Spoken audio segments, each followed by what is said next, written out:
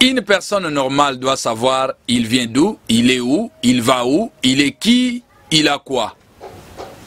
Nos recherches continuent. Aujourd'hui, nous allons parler du prophète Ekwayon. Il est de la tribu Bangoli Angui. Oui, le prophète Ekwayon de la tribu Ngui, originaire du clan et du village Akoum, situé à l'ouest du pays de Angui Bangoli, à la rive gauche de la rivière Pio-Pio, fut établi prophète par Pungapungenziam qu'on connaît les ancêtres Ngui de Bangoli. Ekwayon a célébré le culte d'Empeab pour demander pardon à Pungapungenziam pour leur méconduite. C'est quoi Empeab? Empeab, c'est le culte de Dieu de nos ancêtres que le prophète Ekwayon a appris au Bangoli. Par ce culte, le prophète Ekwayon invoquait Pungapungenziam, le Dieu de nos ancêtres, qui lui répondait et exauçait ses prières.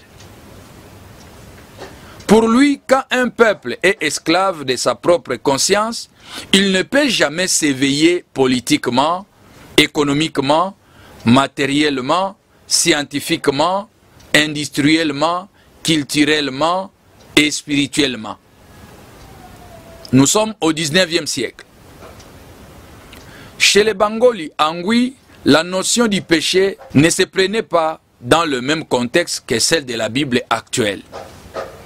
Chez les Bangoli, le péché n'existait pas. Ils ne connaissaient pas le péché, mais ils avaient ce qu'ils appelaient les interdits.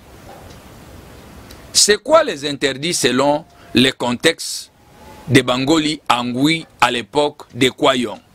Les interdits, c'était tout ce qui pouvait participer de près ou de loin au mal-être d'autrui et de la société.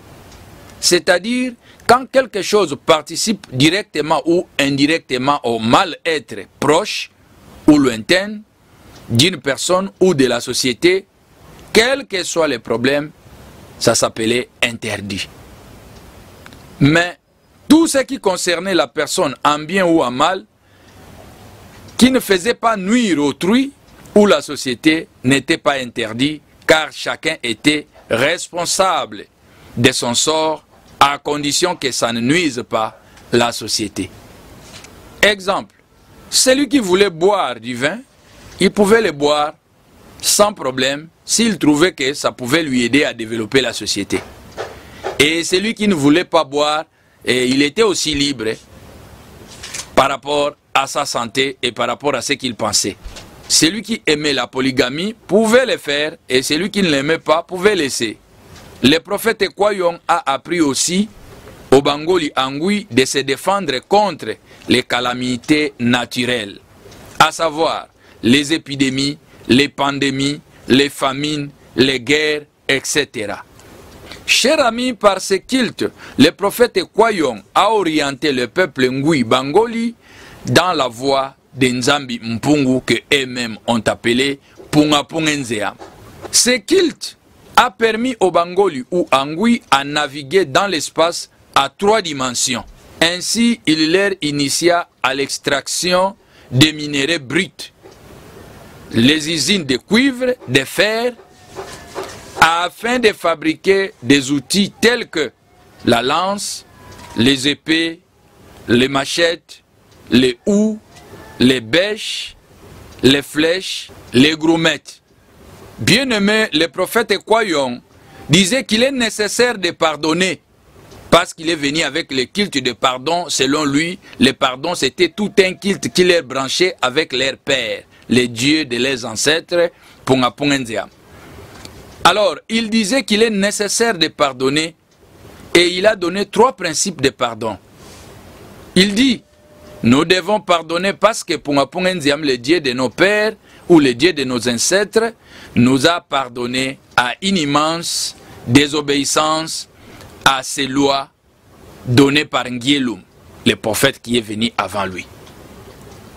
Deuxièmement, il a dit, nous devons pardonner parce que Dieu nous le demande. Selon lui, la qualité de notre relation avec Dieu est étroitement liée à la qualité de nos relations avec les autres. Nous ne pouvons pas avoir une relation juste et saine avec Dieu indépendamment de notre relation avec les autres. Nous devons bien entretenir avec les autres une relation sur la base de celle que nous entretenons avec notre Dieu Punga Punga Nziam. Chers amis, Punga Punga Nziam, le Dieu juste de nos ancêtres, a fait preuve de miséricorde et de la grâce envers nous, disait-il au Bangoli. Il nous demande de faire la même chose envers les autres. Bien-aimés, donc ici, vous constaterez avec moi qu'il parlait indirectement de la justice, de la miséricorde et de la grâce. Troisième principe de pardon que Ekwayong a donné au peuple Peshi, Bangoli, venant d'Égypte, actuellement Angui, au Bandundu, à Kwilu. Il a dit, nous devons pardonner parce que c'est l'essentiel à notre liberté et que ça nous fera cesser la souffrance. Il insiste sur ce point, il dit, c'est pour notre bien que nous pardonnons. Ne pensez pas qu'en pardonnant, on se tire une épine au pied.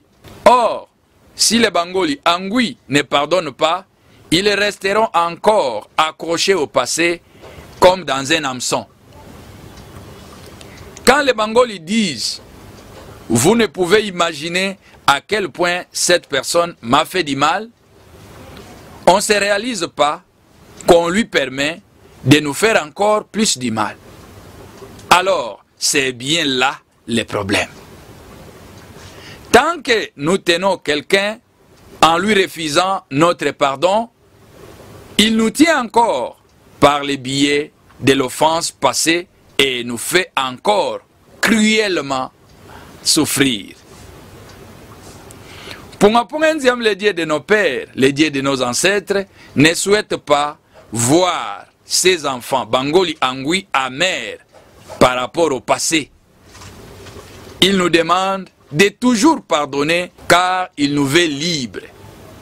Nous avons dit que Ekwayong a instauré des systèmes de demander pardon. Les pardons entre Bangoli et les pardons entre Bangoli et leur Dieu. Maintenant, nous allons voir qu'est-ce qu'il a prévu pour les pardons entre Bangoli et leur Dieu.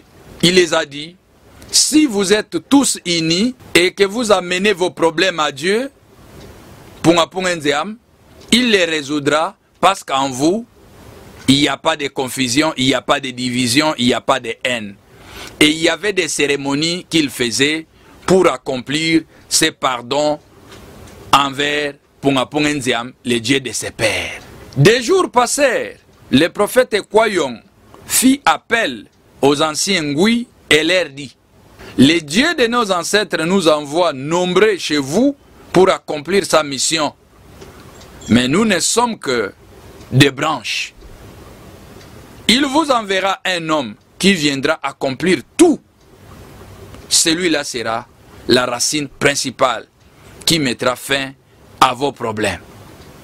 Peu de jours après, le prophète Ekwayong mourut et fut enterré avec ses pères dans son village Akoum. Bien-aimé, c'était l'historique du prophète Ekwayong, du peuple Peshi, venant de l'Égypte actuelle, Bangoli Angui, à Kwilu, tiré du livre Le prophète Sanier à Laver, père de l'indépendance spirituelle des Noirs, écrit par Jacques Etey Sankoukou, édition Terabit, commenté par l'apôtre docteur bienvenu Wabu Odzom Onkenon Kaon Lisian Wosama.